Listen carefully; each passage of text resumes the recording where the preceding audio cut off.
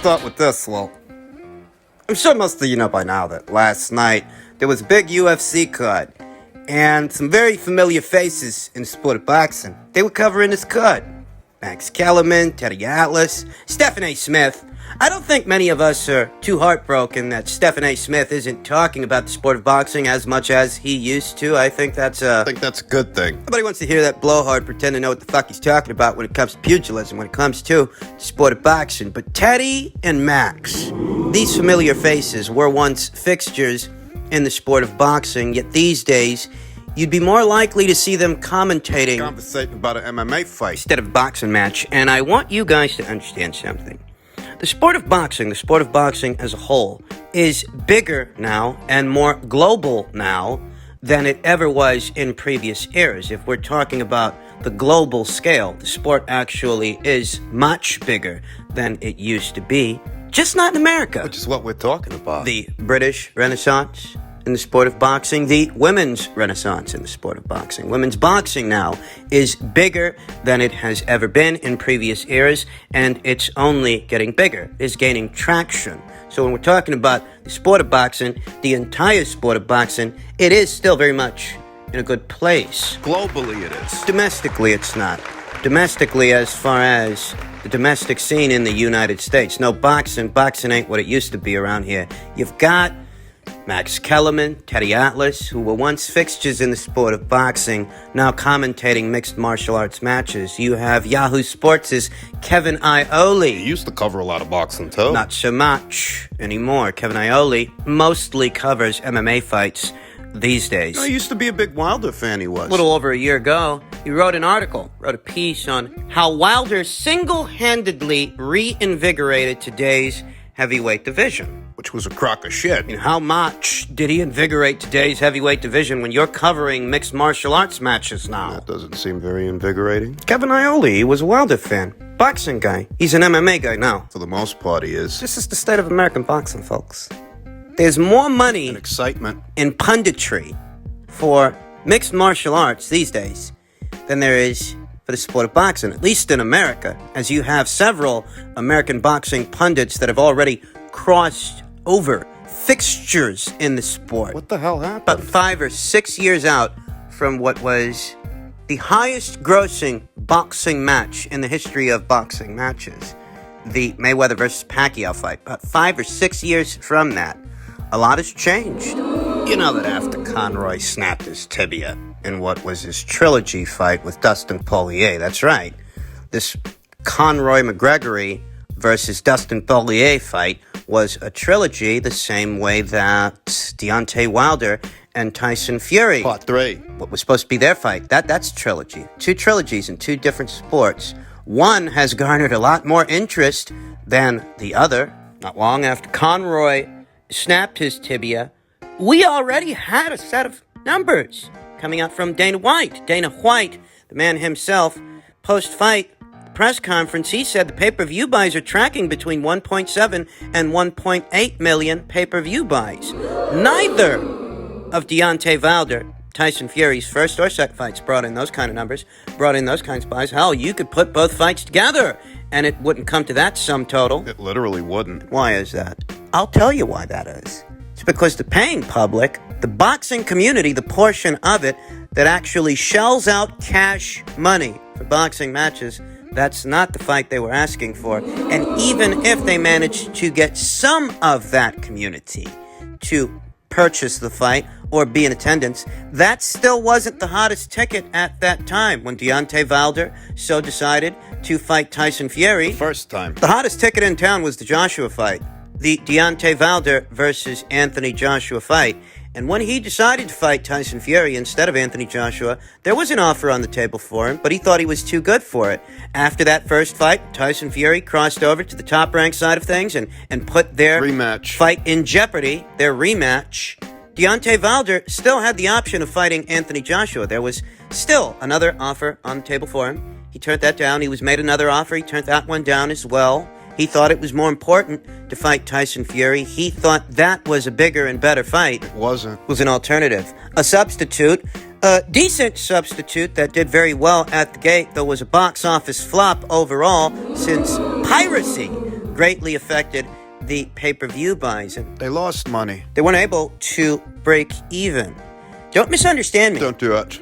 Deontay Wilder, Tyson Fury, made more money themselves off that fight than your average A-list mixed martial artist. That directly addresses the infrastructure of how boxers get paid as opposed to UFC fighters. That's a different conversation.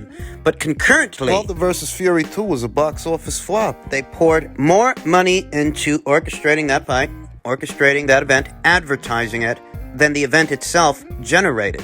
Don't believe me? Take it from Bruce Trempler. We've talked about that before. Don't lose sight that it's the American boxing scene we're talking about here.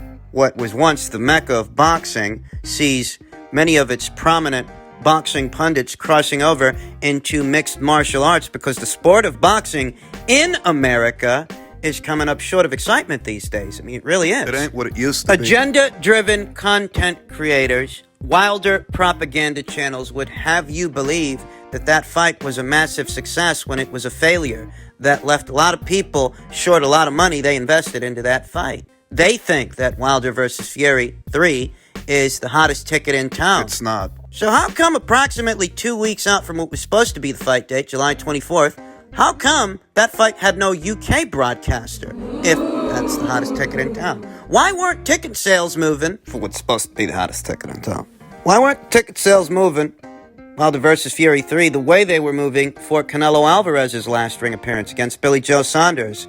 Guy who I'm pretty sure most people in America aren't familiar with. The moment the pre-sale tickets were made available for Canelo Alvarez's next fight, they sold about 20,000 of them. Wilder versus Fury 3's tickets weren't selling that You fast. think about last night's pay-per-view, an estimated 1.7 to 1.8 million pay-per-view buys sold. You could put both Wilder versus Fury fights together, it won't come to a sum total of 1.8 million. You sure that's the hottest ticket in town? I can almost guarantee you that if it would have been Wilder versus Joshua, it would have brought in considerably more business, considerably more buys than Wilder versus Fury. You see, that's the problem. See, some fighters and powers that be here in America, they think they can tell me and you what it is we want to see Like when Richard Schaefer said people want to see Mikey versus Spence. in place of Crawford versus Spence. Richard Schaefer wanted to convince me and you that Spence versus Mikey Garcia was a hotter ticket, even though there was a palpable demand on the ground for a Crawford versus Spence fight. That demand was ignored. There was a demand for an Anthony Joshua versus Deontay Wilder fight. That demand was ignored. And in its place, what we got was Tyson Fury. Tyson Fury fights. That's not what we were asking for. Even if a small contingent of the American populace paid to see both of those fights, the numbers for both of those fights pale in comparison to the numbers for last night's UFC card. That accents the problem the American boxing scene is facing.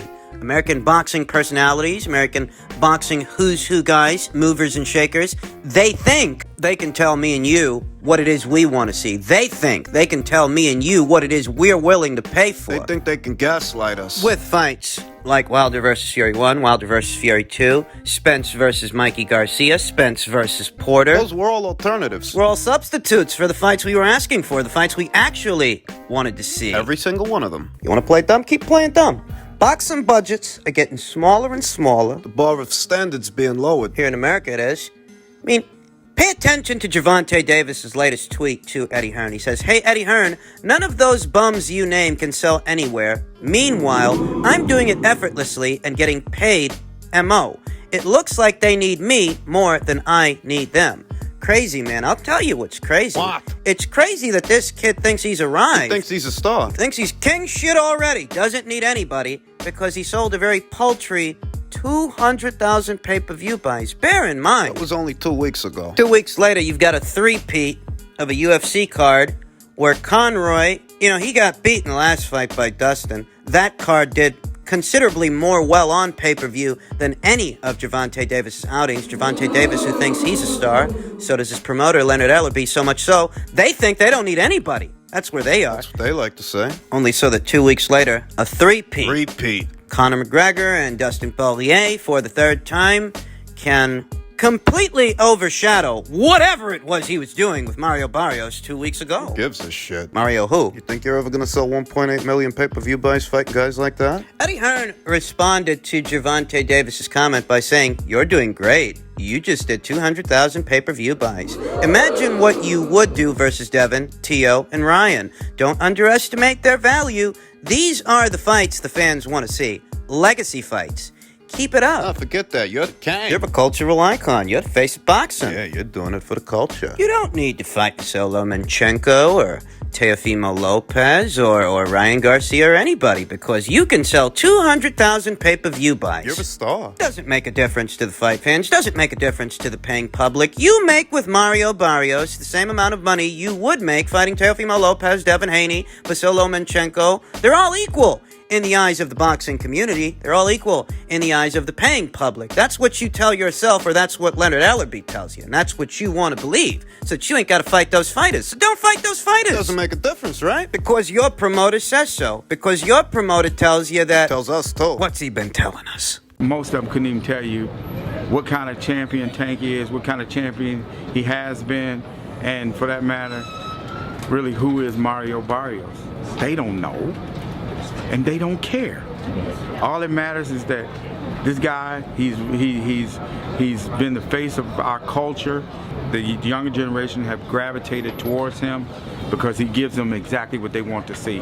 And that's on a consistent basis, and they don't mind paying their money to come see him. No, fucking stupid does Leonard Ellerby sound trying to convince me and you that we view a Mario Barrios fight through the same lens we view a Josh Taylor fight, a Vasilo Lomachenko fight, a Teofimo Lopez fight, a Devin Haney fight. I mean, what kind of crackerjack promoter can't gauge the interest from one fight to the other? Or is it that he's playing dumb? Keep playing dumb, then. Yeah, that'll move some pay-per-views. That's why what were boxing pundits are now migrating to the sport of mixed martial arts. That's why boxing budgets are getting smaller and smaller, as are the pay-per-view buys, the standard number of pay-per-view buys a boxing pay-per-view brings in. It's not that you can't hit a million pay-per-view buys. You can hit a million pay-per-view buys, even in spite of the rampant piracy that pay-per-views have to deal with these days, as piracy is at an all-time high. But better still, you can still hit a million pay-per-view buys. Dustin and Conor did 2 times, their 2 last fights. Still possible to sell a million pay-per-view buys. Just not fighting lukewarm Leo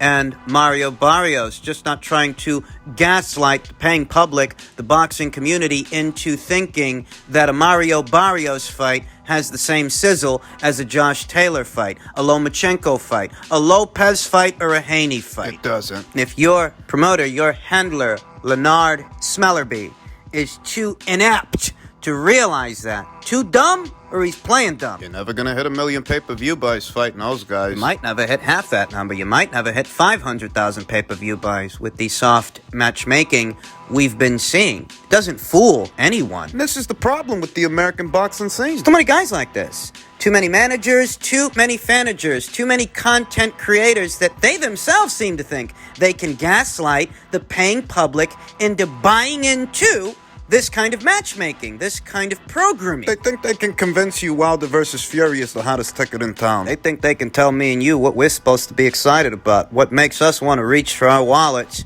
purchase a pay-per-view. You know, after that second fight and all that one-way traffic, I didn't even see the need for a third fight. And for a while, there was a silver lining. They had me fooled. I thought we were finally going to get the undisputed heavyweight championship of the world, and The arbitrator rules in Wilder's favor. that's the story, and we're stuck with this three-peat only for Tyson Fury en route to this three-peat, at least based on reports. He contracts COVID-19.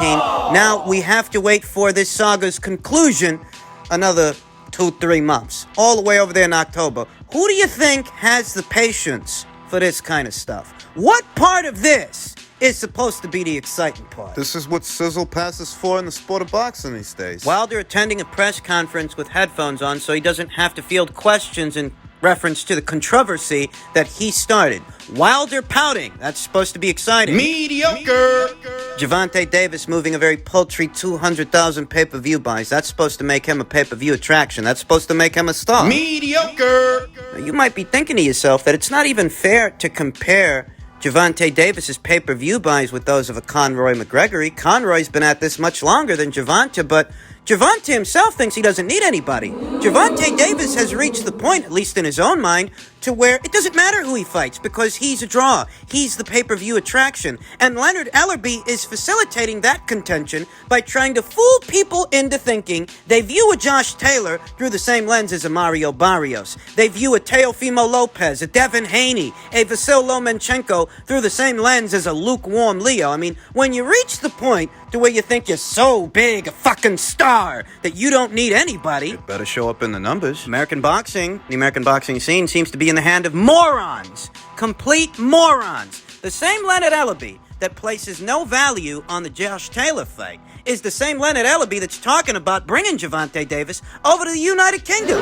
You think they're going to go for that crap over there when they don't go for that crap over here? The guy can't crack 300,000. So let's take him over to England and see if we can fool some people over there. The Earl Grey beans and toast crowd surely will be more receptive to Gervonta Davis's soft matchmaking than the Americans would be. Than the Americans are. Is that the plan? You've got these complete morons who think that we're complete morons. They're happy with their mediocre numbers. You hear Gervonta Davis, you hear Leonard Ellerbe. They're happy with what they're doing. They've found themselves a small pocket, a little lane, to turn over a nominal profit, and that's enough for them. They don't see the need in fighting a Teofimo Lopez, a Josh Taylor, a Devin Haney, all these other guys that are out there that have names of their own. They don't see a need in matching their fighter against those guys because they think they've arrived already.